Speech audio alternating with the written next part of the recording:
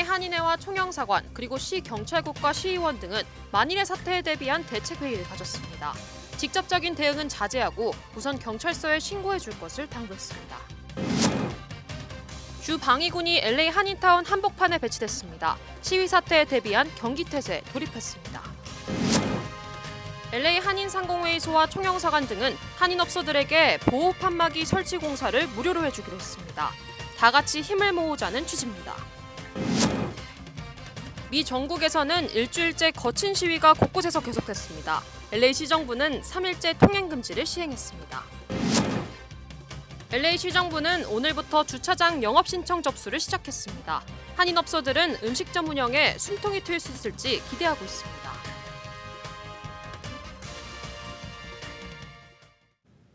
네, LA시 전역에는 오늘 오후 6시부터 통행 금지가 실시되고 있습니다. 베버리힐스와 산타모니카시에는 오후 1시부터 통금이 시행되고 있습니다. 관련 소식은 잠시 뒤에 전해드리겠습니다. 네, LA 한인회와 총영사관 그리고 LA시 경찰국과 시 정치인들 오늘 긴급 비상대책회의를 가졌습니다. 만약의 사태에 대비해 한인 사회와 긴밀히 소통해 나가기로 결정했습니다. 4.29 폭동의 가장 큰 피해자였던 한인 사회의 우려를 충분히 이해한다는 말도 더했습니다. 먼저 이삼인 기자가 취재했습니다. LA 한인회와 총영사관 그리고 시 경찰국과 시의원 등 모두 20여 명. 긴급 대책 회의가 마련됐습니다. 지난 92년 4.29 폭동 당시의 가장 큰 피해자였던 한인 사회의 우려를 해소하기 위한 자리였습니다. And then also we're gonna have another meeting of this sort if this whole situation continues, so that we'll update the community again in regards to what is happening and brief the community again. 우선 LA시 경찰국은 28년 전 4.29 폭동과는 상황이 많이 다르다는 점을 강조했습니다. 폭동 진압을 할 수 있는 경찰력이 충분히 준비돼 있다고 주장했습니다. 현재 경찰력을 최대한 가동해 만여 명이 투입돼 있는 상황입니다. 그만큼 한인 사회는 크게 우려하지 않아도 된다는 점을 거듭 설명했습니다. Nobody has any days off, nobody has vacations, and there are 5,000 officers working on day watch and 5,000 on PM watch. So we have a lot of resources out there. 한인 사회의 피해자가 발생할 경우에도 직접적인 대응보다는 경찰에 신고해 줄 것을 당부했습니다. 허브에슨 시의원도 시위대의 움직임에 주시하고 있다며 물리적인 대응을 자제해 달라고 요청했습니다. This is not 1992 and your government is in communication with our main focus being on keeping you and your businesses safe. 어느 때보다 적극적이고 신속한 대응에 나서고 있는 LA 한인회와 총영사관. 한인 사회의 우려와 걱정을 상당 부분 완화시켜주고 있다는 반응이 나오고 있습니다. LA에서 SBS 이삼현입니다. 네, LA 시장실은 한인타운 한복판에 주방위군 투입을 공식 요청했습니다. 실제 주방위군은 오늘 오후 3시부터 한인타운 버몬트길을 중심으로 배치되기 시작했습니다. 계속해서 이재린 기자입니다. LA 한인타운 웨스턴길 선상. 장갑차를 타고 주방위군이 배치됐습니다. LA 시장실은 오늘 오후 3시쯤 한인타운 지역에 주방위군을 배치했다고 밝혔습니다. 혹시 모를 만약의 사태에 대비하기 위해서입니다. Protecting folks, both protesters, legitimate protesters, as well as the community, as well as the officers themselves. 현재 한인타운의 피해 상황은 비교적 적은 상황. 시장실은 1992년 LA 폭동의 중심지였던 한인타운을 보호해 폭동이 절대 재발되지 않게 할 거라고 약속했습니다. 그러면서도 과도한 두려움에 떨 필요는 없다는 점도 강조했습니다. LA는 오늘 1,100명의 주방위군을 추가로 요청해 총 4,500여 명이 배치된 상태입니다. LA에서 SBS 이재린입니다. 네, LA시 정부는 사흘째 시 전역의 통행 금지를 시행하고 있습니다. LA 가세티 시장은 불법 시위가 곳곳에서 예상되는 만큼 오늘 오후 6시부터 내일 새벽 6시까지 통금을 시행한다고 밝혔습니다. 약탈과 격렬한 시위가 벌어졌던 베버리힐스와 산타모니카 지역도 오늘 오후 1시부터 내일 새벽까지 통금이 실시됩니다. 네, 지난 주말 약탈과 시위로부터 비교적 양호했던 LA 한인타운의 업소들.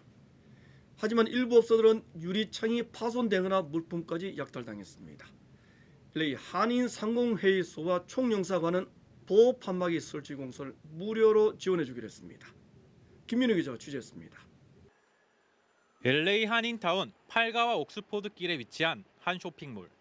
지난 주말 시위를 틈타 누군가가 전면 유리창을 모두 부셨습니다. 이렇게 유리창이 부서지거나 물품을 약탈당한 한인 업소들은 대략 10여 곳.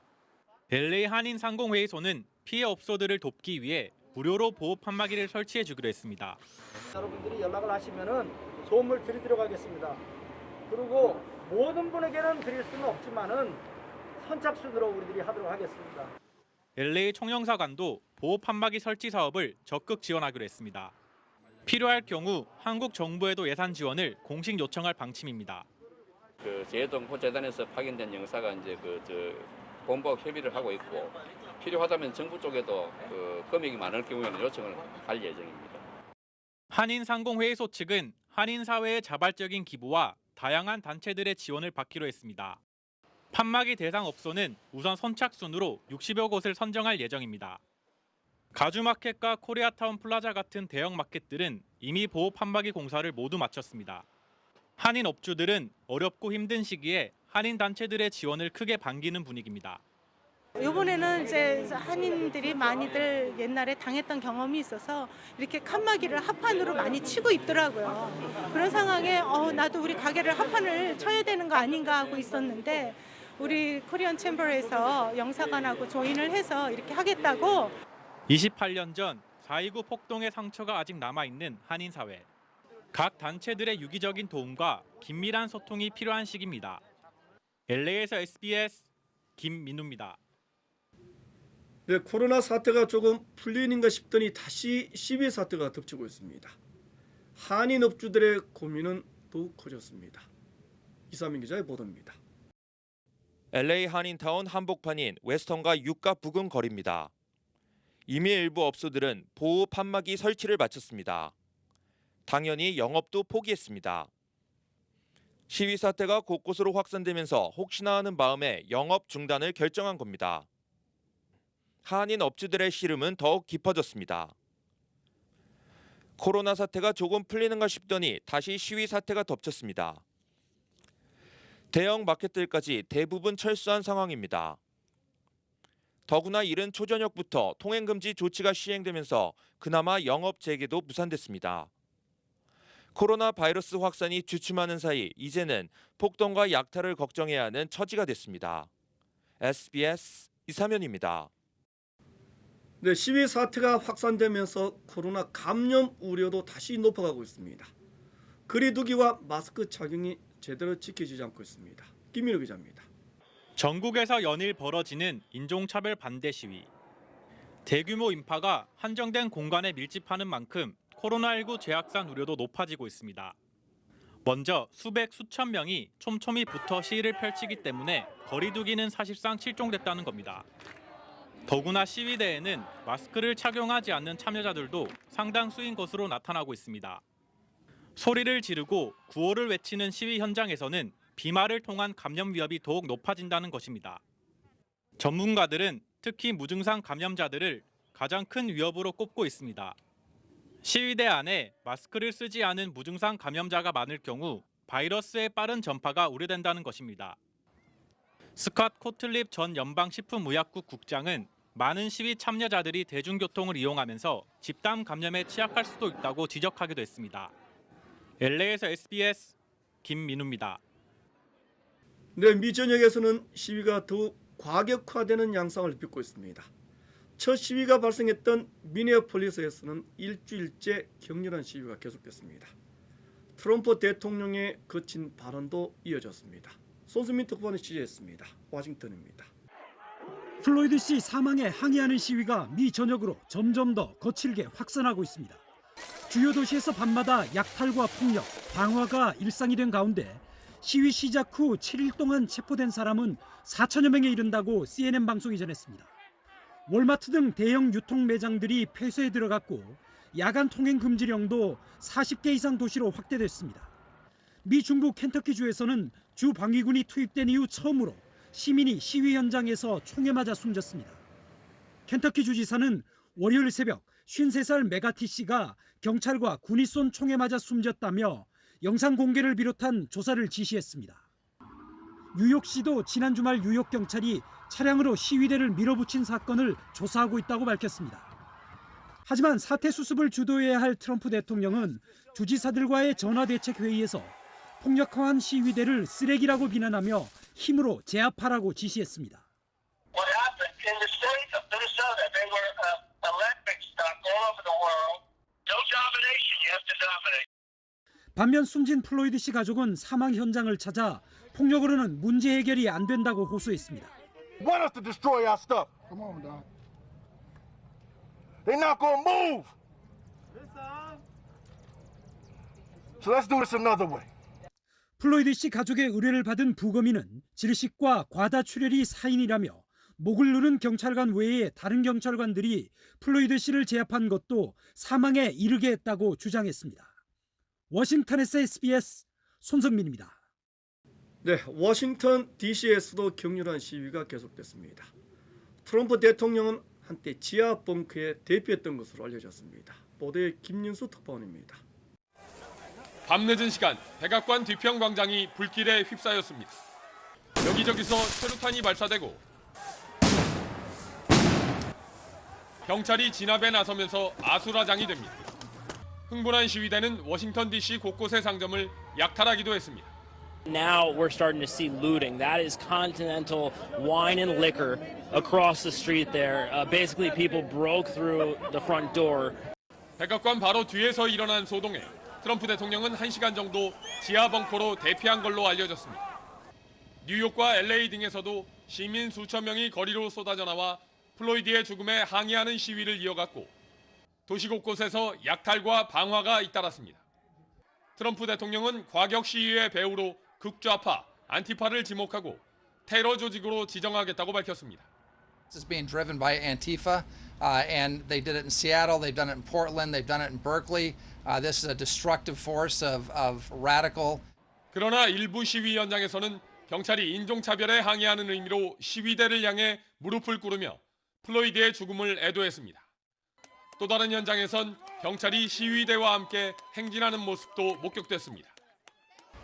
네, 지난밤 시위가 격렬했던 백악관 뒤편 라파에트 광장입니다. 이 뒤로 보시는 곳이 어젯밤 시위대가 불을 질렀던 곳인데요. 아직까지 불이 꺼지지 않으면서 소방관들이 잔불 정리 작업을 하고 있습니다. 시위대들은 아침이 되면서 모두 해산했습니다.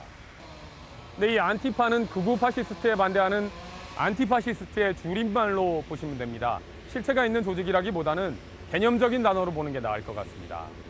그래서 이 트럼프 대통령이 실체도 불분명한 안티파를 테러 조직으로 지정하겠다 이렇게 한 건 다분히 노림수가 있어 보입니다. 극단적인 진영 논리로 몰고 가서 자신의 반대하는 세력을 테러 조직과 동일시를 하고 그 반작용으로 지지 기반인 보수 우파를 결집한다 이런 의도가 있어 보입니다. 어차피 흑인들은 나를 찍지 않는다 이런 표계산도 있을 것 같습니다. 대통령이 이렇게 시위를 진정시키기보다는 자극하고 있으니까 치안을 직접 담당하는 쪽에서는 제발 입 좀 다물어라 이런 말까지 나오고 있습니다. 들어보시죠. He speaks and he makes it worse. There are times when you should just be quiet, and I wish that he would just be quiet. 네, 우리 외교부 집계로는 모두 26건의 한인 상점 피해 사례가 보고가 됐습니다. 이 상점 피해를 입은 미니애폴리스 지역의 한 교포분과 직접 통화를 해봤는데요. 한번 들어보시죠. 전소가 됐어요. 일부분이 그러니까 쇼핑몰 일부분이죠. 두 번째 가게는 베니아라 문을 다 막았는데도 그래도 뚫어서. 이 LA와 애틀랜타 등에서도 피해가 잇따르고 있는데 다행스러운 건 한인 상점만 골라서 약탈하는 상황은 아닌 것 같다는 겁니다. 지금까지 워싱턴에서 전해드렸습니다. 네, 영국과 프랑스, 독일, 그리고 뉴질랜드와 브라질까지 세계 다른 나라에서도 인종차별에 항의하는 시위가 확산됐습니다. 김지성 기자입니다. 영국 런던 중심가에 수천 명의 시민들이 모였습니다. 흑인 조지 플로이드 사망 사건에 항의하는 미국 시위대에 지지를 보냈습니다. We came out here peacefully to protest injustice in the UK. It's now a global issue. The murder of George Floyd. 런던 경찰이 코로나19 확산 방지를 이유로 해산에 나서면서 곳곳에서 충돌이 빚어졌습니다. 지구 반대편 뉴질랜드에서도 시민 2천여 명이 결집했습니다. 이들은 미국 대사관 쪽으로 행진하면서 인종차별에 항의했습니다.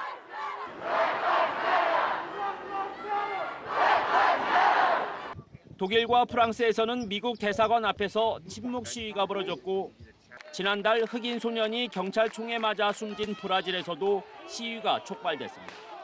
최루탄과 고무탄이 발사되기도 했습니다. A gente está aqui hoje porque a gente quer viver.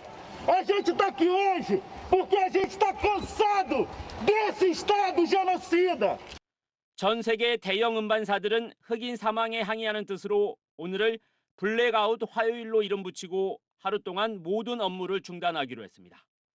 세계 3대 음반사인 워너레코즈와 유니버설 뮤직, 소니 뮤직이 모두 동참 의사를 밝혔고 비욘세, 리아나, 아리아나 그란데 등 팝스타들도 독려하고 나섰습니다. SBS 김지성입니다. 네, 미국과 날카로운 각을 세우고 있는 중국. 인종차별은 미국의 고질병이라고 반격했습니다. 미국과 중국의 충돌마저 냉전 시대를 방불케 하고 있습니다. 정성엽 특파원이 베이징에서 전해드리겠습니다. 오늘 중국 외교부의 정례 브리핑입니다. 严重干涉中国内政，破坏中美关系，必将损人害己。 홍콩의 특별지위를 박탈하는 절차에 들어가겠다는 트럼프 대통령의 말에 반박하더니 미국의 흑인 사망 사건에 대한 질문엔 미리 준비한 답변을 쏟아냈습니다. 흑인 목숨도 소중하다며 인종차별은 미국의 고질병이라고 미국의 아픈 구석을 정면으로 찔렀습니다. 遭受种族歧视是美国社会痼疾，当前事态再次反映了美国国内种族歧视。 중국의 인권 문제를 비판하는 미국에 같은 소재로 되받아친 건데 관영 매체들의 비난은 더욱 노골적이었습니다. 글로벌 타임즈는 홍콩 시위를 아름다운 풍경이라고 불렀던 미국 정치인들이 이 풍경을 자기 집에서 이렇게 빨리 보게 될 줄은 몰랐다며 비아냥댔습니다. 일부 네티즌들은 베이징에 있는 미국 대사관 앞길을 숨진 흑인 이름을 따서 플로이드 거리로 바꾸자고 제안했습니다. 앞서 폼페이오 국무장관은 시진핑 국가주석을 중국 공산당 직책인 총서기로 부르고 중국을 독재 정권이라 비판했는데 쌓였던 불만을 이때다 쉽게 쏟아내는 모습입니다. 코로나19 이후 세계 질서 주도권을 놓고 경쟁하는 미중 양국의 갈등 양상이 상대의 치부를 직접 겨냥하며 최악의 상황으로 치닫고 있습니다. 베이징에서 SBS 정성엽입니다. 네, 중국 정부는 미국산 콩과 돼지고기 구매를 중단했다는 보도가 나왔습니다. 블룸버그 통신은 한 소식통을 인용해 중국 정부 관리가 곡물회사 등 주요 국영회사에 미국 농산물 구매 중단을 지시했다고 보도했습니다. 이번 보도가 사실일 경우 미중 1차 무역 합의가 파기될 수 있다는 평가가 나왔습니다. 네, 다음 소식 전하겠습니다. LA시 정부는 오늘부터 주차장을 음식점 야외 공간으로 활용할 수 있는 신청서를 접수하기 시작했습니다. 시정부 웹사이트 홈페이지에 접수처가 마련됐습니다. 전용훈 기자입니다. 지난 주말부터 식당 내 영업을 허가한 LA시 정부. 하지만 거리두기 등 엄격한 안전수칙이 적용되면서 식당 내 영업에는 제약이 많은 것이 현실입니다. LA시 정부가 영업 공간 확보가 어려운 식당들을 위해 주차장과 인도 등에서 임시 야외 영업을 허가했습니다. 지금 안에서 손님 받는 것도 굉장히 어려운 실정이에요. UPT를 떼어서 장사를 하게 되면은 인도에 스페이스가 많이 있어요. 저희 같은 경우는 그 스페이스가 많이 있어가지고 한 6, 7개 정도 넣을 수가 있는데. 식당의 야외 영업 신청은 절차도 간단합니다.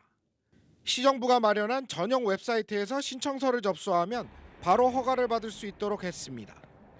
LA시에서 이미 232곳의 식당이 야외 영업 신청을 마쳤습니다.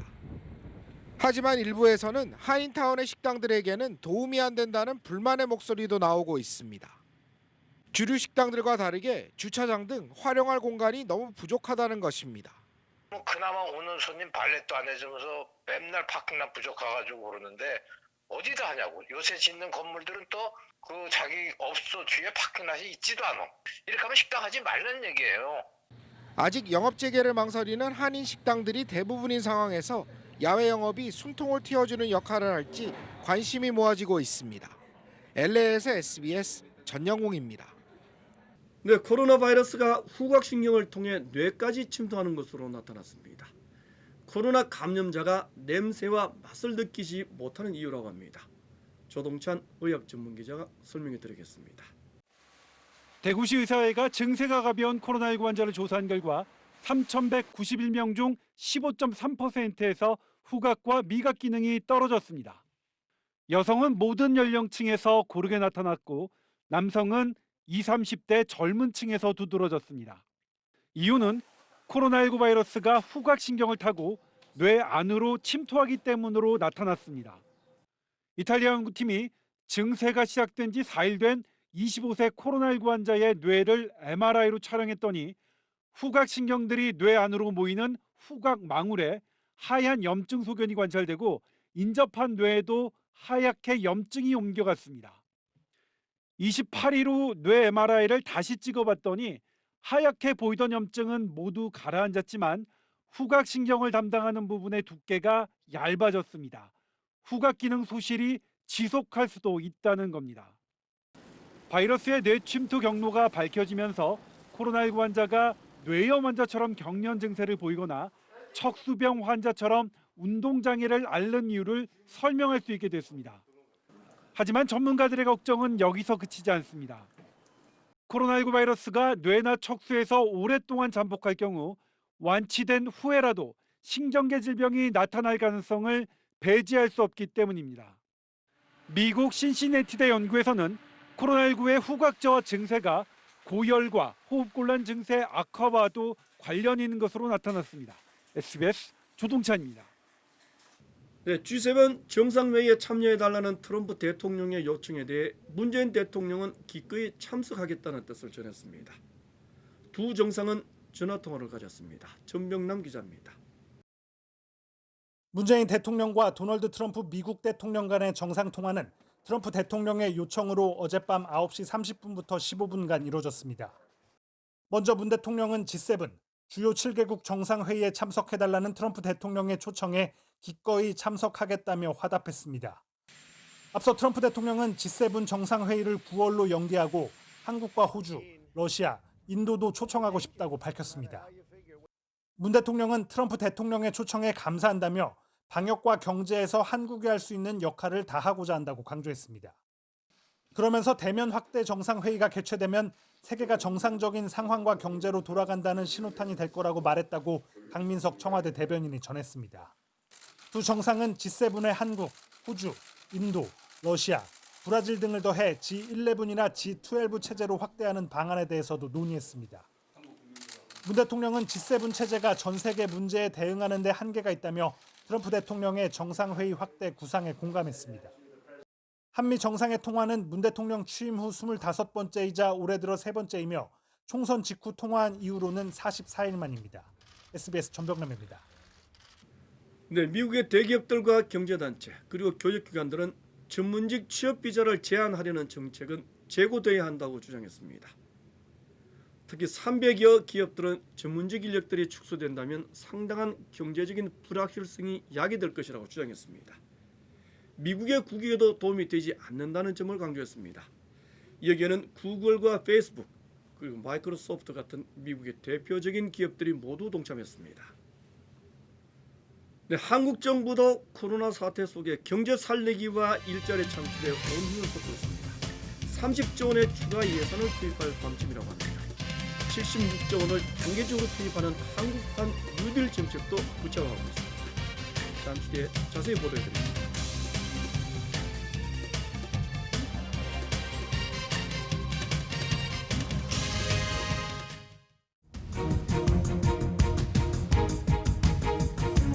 위협 신고 전화를 받고 출동한 시간은 무차별 망침 어느 때보다 높은 상황입니다. 힘없는 지지를 보냈습니다. 다양한 학생들의 행렬이 한인타운 학생들은 직접 그린 팻말을 들고 손에 손을 이어잡고 배추와 상추 같은 채소는 어쩔 수 없이 음식 가격을 올리.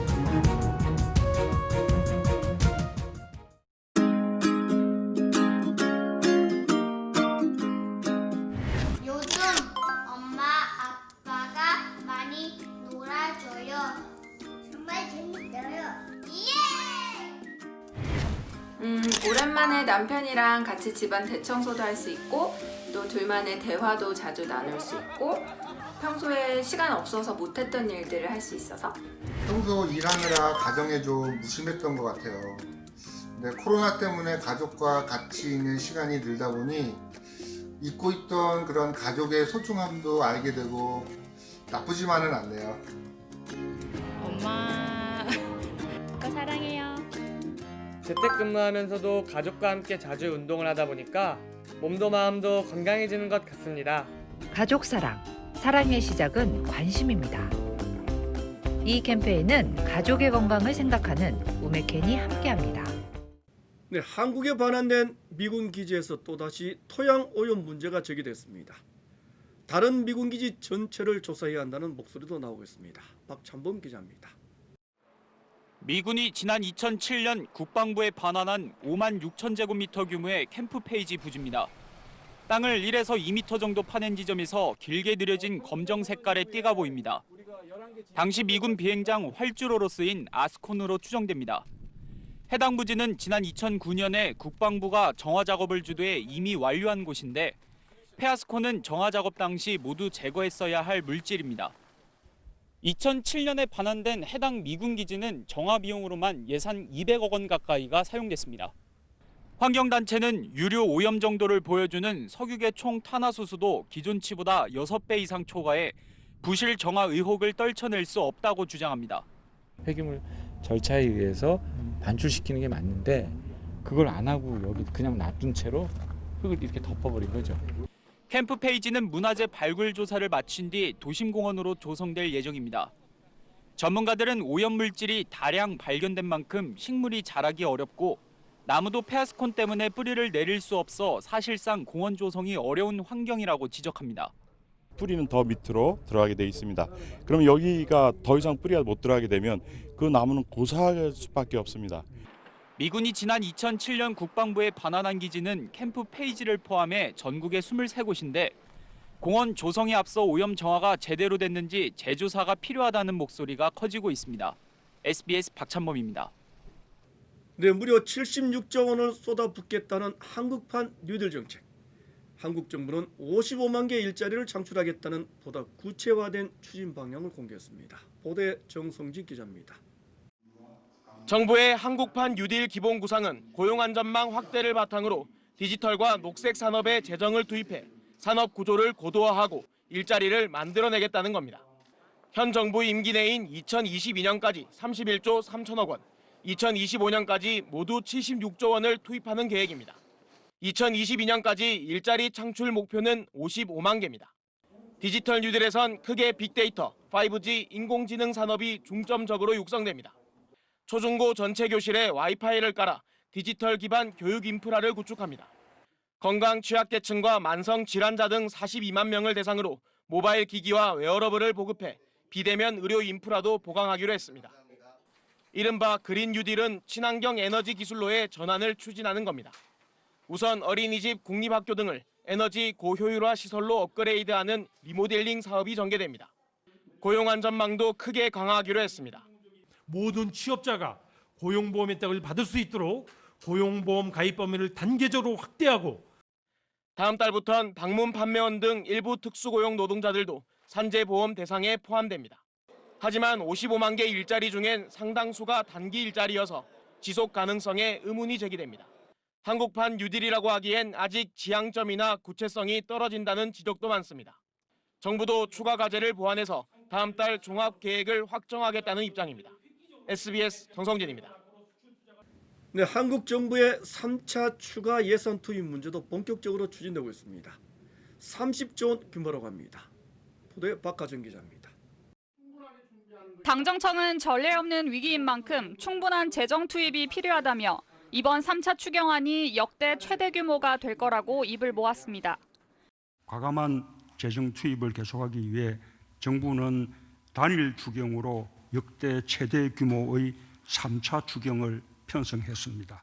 추경 규모는 30조 원이 넘을 전망인데 민주당 핵심 관계자는 당의 의견을 반영해 당초 정부안에서 5, 6조를 늘려 당정이 의견 접근을 봤다고 말했습니다. 당정은 이번 추경으로 고용 유지 지원금 지급 대상을 58만 명 더 늘리고 소상공인에겐 긴급자금으로 10조 원을 지원할 계획입니다. 30조 7천억 원 규모로 조성할 채권 안정펀드와 증시 안정기금에도 정부 재정을 투입합니다. 통신비 절감을 위한 공공 와이파이 설치 등 민주당이 넣은 민생 예산도 포함됐습니다. 통합당도 확장 재정 기조 자체엔 원칙적 공감을 표했습니다. 엄청나게 큰 추경 규모가 나올 수도 있다고 봐요.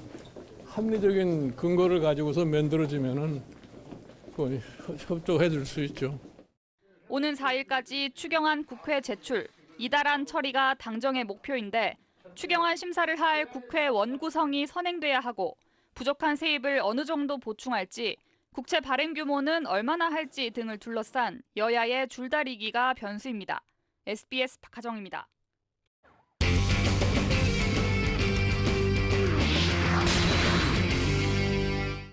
네, 미국의 인종차별에 항의하고 분노하는 움직임은 스포츠계까지 번졌습니다.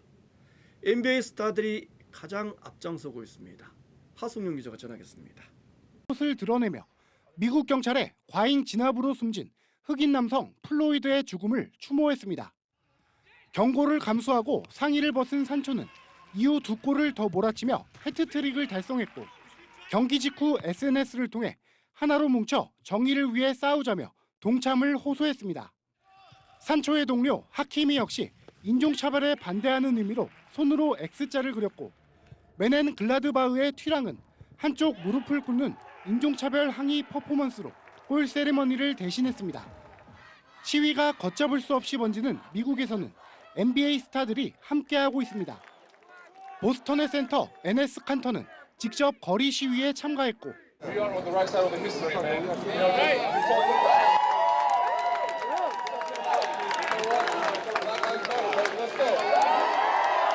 르브론 제임스가 숨을 쉴 수가 없다는 문구가 적힌 티셔츠를 입고 분노를 드러내는가 하면 농구 황제 마이클 조던은 인종차별에 저항하는 이들을 지지한다는 성명을 발표했습니다. F1 유일의 흑인 드라이버 해밀턴도 동료들의 관심을 호소하는 등 국가와 종목을 떠나 전 세계 스포츠 스타들이 추모와 분노의 목소리를 내고 있습니다. SBS 하성룡입니다.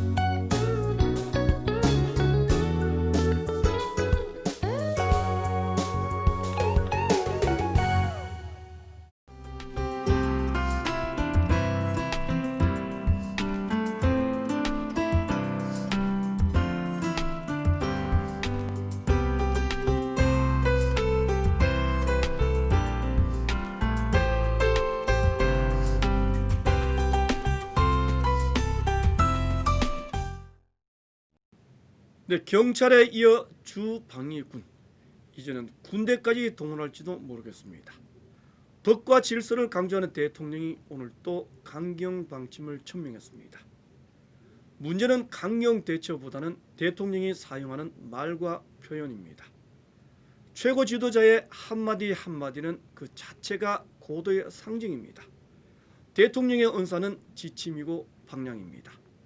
지금과 같은 자극적이고 극단적인 언사로는 시위 사태 해결하기 쉽지 않을 겁니다. 사태 이면에 자리한 근본 원인을 이제는 고쳐 나가야 할 때라는 생각입니다. 시위대 전체를 쓰레기라고 규정하는 대통령은 더 이상 리더가 되기 어렵다는 생각입니다. 이 분수 마치겠습니다. 고맙습니다. 있습니다.